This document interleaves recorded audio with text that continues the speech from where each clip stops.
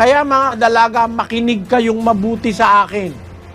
Gusto nyong mabuhay na may Diyos. Gusto nyong huwag kayong mapahamak, huwag kayong iibig kahit may nararamdaman na kayo na pagmamahal.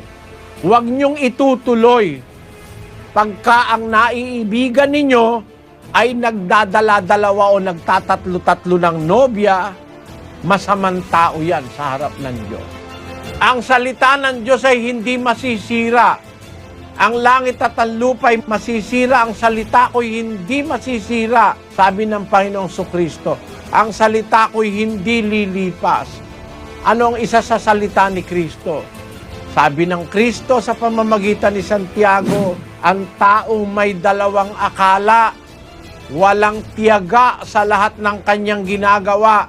Huwag isipin ng taong iyon na siya'y tatanggap ng anumang bagay sa Panginoon. Pag nakakita kayo ng isang lalaki nanliligaw sabay-sabay, 2, 3, kahit na mahal mo, kahit yan ang pinakapogi sa lahat, huwag ka nang tumuloy. Nagpapakamatay ka pagka tumuloy ka ng relasyon sa ganyang klaseng tao. Kasi yung tao na yan hindi sasamahan ng Diyos, hindi tatanggap yan ng anumang bagay sa Panginoon, at walang gagawing matinuyan. Sabi ng salita ng Diyos, ang taong may dalawang akala, walang tiyaga sa lahat niyang paglakad. Huwag isipin ng taong yon na tatanggap siya ng anumang bagay sa Panginoon. So wala kang mabuting hinaharap pag nag-asawa ka sa isang asawa na may dalawang akala. Kaya sa isang katipan pa lang, matuto na kayo. Mga babae, lalaki, matuto kayo. Halimbawa, ang nililigawan mo, babaeng 3 kayong sinagot, ay Makati yan.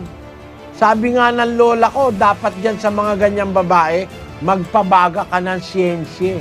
Mapakakati mo naman, dala-dalawa yan tinanguan mo. 3. Kaya yung mga ganyang mga tao, lalaki o babae naman, 2 naman ang tinanguan. Tumango na kay Resty, tumamungo pa kay Sunny, masyado yan. Gayon din naman yung lalaki, niligawan na si Aida, niligawan pa si Pe. Pinasagot pareho, pinagsabay. Yung isa pang Lunes, yung isa pang Martes, yung isa pang Miyerkules, yung isa pang Huwebes, yung isa pang Biyernes, tapos yung isa pang Sabado, yung isa pang Linggo. Merong ganyang mga lalaki, pagka ganyan nakita nyo, kahit gaano kagandang lalaki, mga kapatid, maiimpyerno ka lang, magdudusa ka, bago kayo makipagtipan. Magbulay-bulay kayo, huwag kayong pabigla-bigla.